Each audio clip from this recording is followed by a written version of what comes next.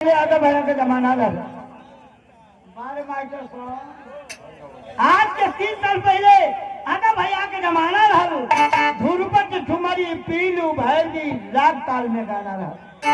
जितना गाना लिखल पुराना हर गाने में अर्थ मिली। अब का गाना सुनबा भैया तो अर्थ की माने बेअर्थ मिली। उतने नंगा समाज होगल, उतने नंगा समाज होगल जितने नंगा गाना बा। अम्माई दिया बाप पुत कुल सुने में भर दीवाना बा। घर भर परिवार लपट के, घर भर परिवार लपट के सुनत बा साँझ दोपहरिया में। अरे उठा ले जाऊंगा तुझे हरिया में, देखती रह जाएगी अम्मा तुम्हारी। आजकल का गाना लिखे वाले सचमुच का पगला गए। आजकल का गाना लिखे वाले सचमुच का पगला गए।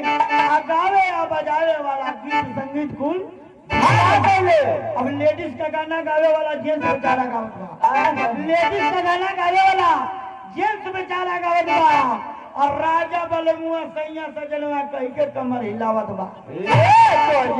अब दर फुहर मेहरारू गवैया यूट्यूब पर फेसबुक पर इतना नाच नाच के गा के भेजत है समाज कि दर फुहर मेहरारू गवैया गानों के तनको शरम बा।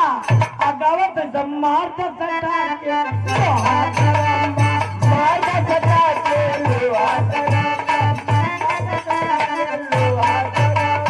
आजकल गवैया गावत हम लाज है कुल छोड़ के तनी जाए तो पहले खाला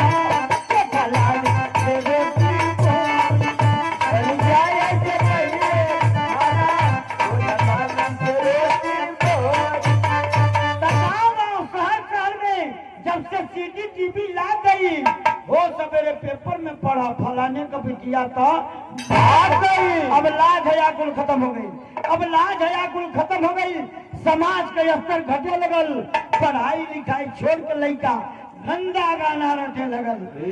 गाँव में लड़का लड़की से कहला, गाँव में लड़का लड़की से कहला रात दिन चल चक्कर में रहेला। अरे चल चल चल तेरी माई से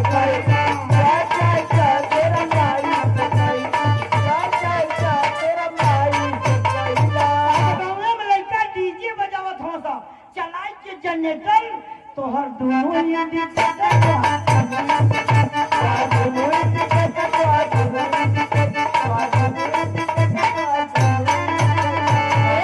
समाज कब सुधरी, हे भैया समाज कब सुधरी। अभी अक्ल आई भगवान रघुपति राघव राजा राम पढ़ल गोबर के समान।